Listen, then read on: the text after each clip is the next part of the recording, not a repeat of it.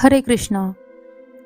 एक गांव में देवरानी जेठानी रहती थी। जेठानी अमीर थी और देवरानी गरीब थी। देवरानी का पति जंगल से लकड़ी काटकर बेचा करता था। वो अधिकांश बीमार रहता था। देवरानी अपनी जेठानी के यहाँ काम करती और उसके बदले में उसकी जेठानी उसे बचा हुआ खाना और पुराने कपड़े दे दिया करती थी। इसी से देवरानी का परिवार चलता था। एक बार माघ महीने में देवरानी ने तिल चौथ का व्रत किया। उसने तिल गुड़ लाकर तिलकुटा बनाया और पूजा करने के बाद तिल चौथ की कथा सुनी। उसने तिलकुटा घर में बने छीके में रख दिया और सोचा कि चांद निकलने पर तिलकुटे का भोग लगाकर व्रत पूर्ण करूंगी। और इसके बाद वो जेठानी के घर काम करने के लिए चली गई।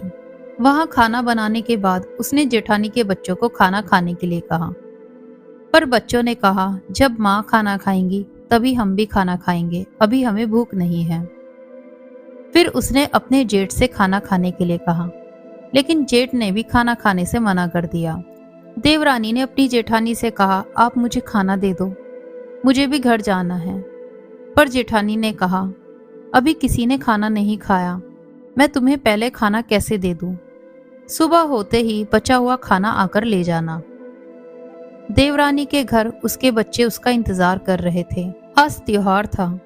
बच्चे सोच रहे थे कि खाने में पकवान मिलेंगे, पर जब बच्चों को पता चला माँ खाली हाथ लौटी हैं, तो वो भूखे ही सो गए।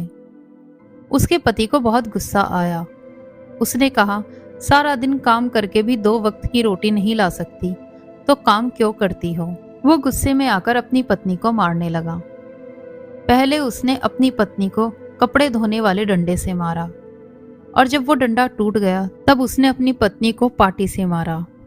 इसके बाद वो बेचारी गणेश जी को याद करते करते पानी पीकर ही सो गई। उस दिन गणेश जी उसके सपने में आए और बोले, धोना मारी पाटा मारी सो रही हो कि जाग रही हो?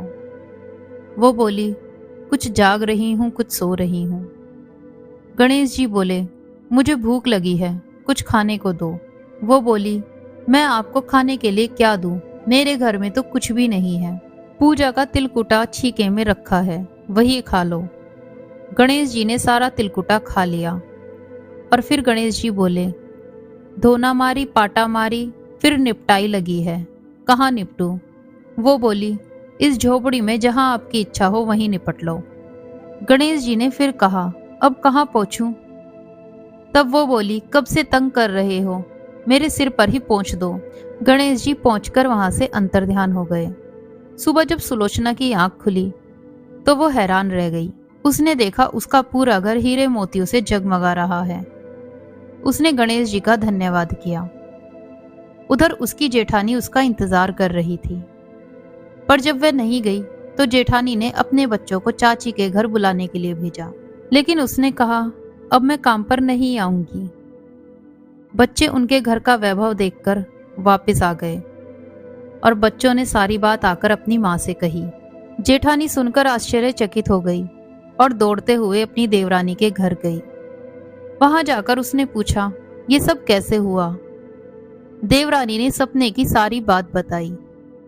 जेठानी के मन में भी लालच आ गया। घर वापस आकर जेठानी ने अपने पति से कहा, आप मुझे धोवने और पाटे से मारो। तब उसका पति बोला, तुम्हारा दिमाग खराब हो गया है, मैंने कभी तुम्हारे ऊपर हाथ नहीं उठाया, मैं तुम्हें कैसे मार सकता हूँ? लेकिन जेठानी नहीं मानी और जिद करने लगी। तब उसके पति को उसे मारना पड़ा। इसके बाद जेठानी ने खूब सारा घी डालकर चूरमा बनाया और छीके में रखकर सो गई। गणेश जी सब जानते थे कि जेठानी लालच में आकर ऐसा कर रही है।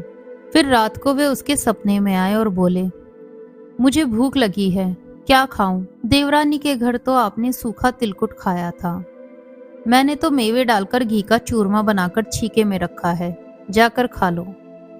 गणेश जी ने कहा, कहाँ निपटूं? वो बोली, देवरानी के यहाँ तो टूटी फूटी झोपड़ी थी, मेरे यहाँ तो महल है, जहां चाहे निपट लो। गणेश जी ने फिर कहा, अब कहाँ पहुंचूं? जेठानी ने कहा, देवरानी का माथा तो गंदा था, मैंने तो चमेली का तेल लगाया है, मेरे माथे पर पोंछ लो। जेठानी लोभ के कारण जल्दी उठ गई।